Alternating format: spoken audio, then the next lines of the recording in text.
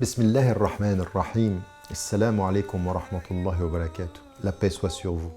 Nous atteignons le 23e jour du Ramadan, la 23e section. En fait, nous nous approchons tranquillement de la fin du Coran. Et la fin du Coran, ce sont ces révélations qui sont toutes liées à la nature, à cette façon de regarder la nature, de regarder les signes, de nous apprendre la contemplation. En fait, la révélation a commencé par cela. Et c'est bien pour nous, dans les 10 derniers jours du Ramadan, de rentrer dans ce moment de contemplation, de regarder la nature. Et ce qui nous est dit dans le Coran est un enseignement fondamental. Ayatun lahumul ardul maytatu. C'est un signe pour eux, cette terre morte.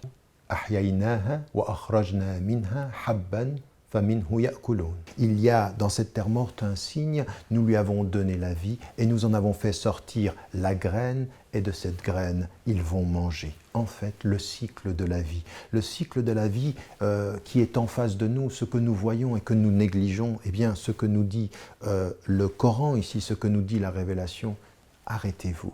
Contemplez la nature autour de vous, voyez-y les signes, sachez lire cette nature. Et cette nature, qu'est-ce qu'elle vous dit? Elle vous dit, regardez, vous serez apparemment mort comme la terre est morte. Et puis tout à coup, Dieu, dans sa volonté, eh bien, il lui redonne la vie. Et il en fait sortir la graine, cette graine qui va redonner et qui va permettre la poursuite de la vie à ceux à qui il a donné la vie. Cette contemplation de la nature, ce regard sur la nature, cette façon de respecter la nature est ce qui est aussi essentiel, c'est-à-dire la nature est un univers de signes.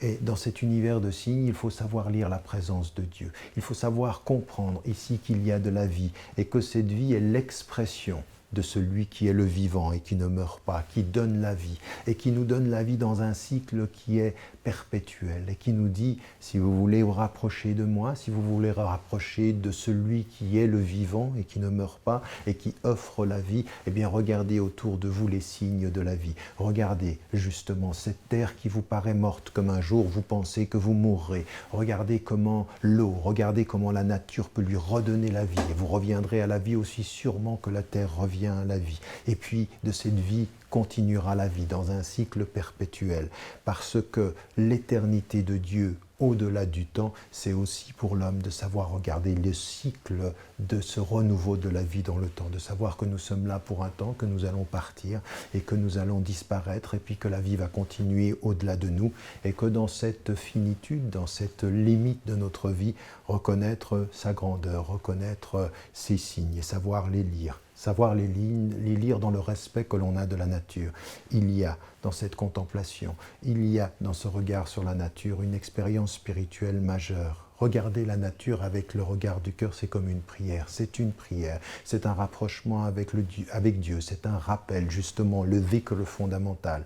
Et tout cela, c'est parce que Dieu, ce qu'il nous dit dans ces versets du Coran, sachez observer, sachez lire, sachez reconnaître le sens, car c'est dans ce sens-là que Dieu se trouve et qu'il s'approche de nous.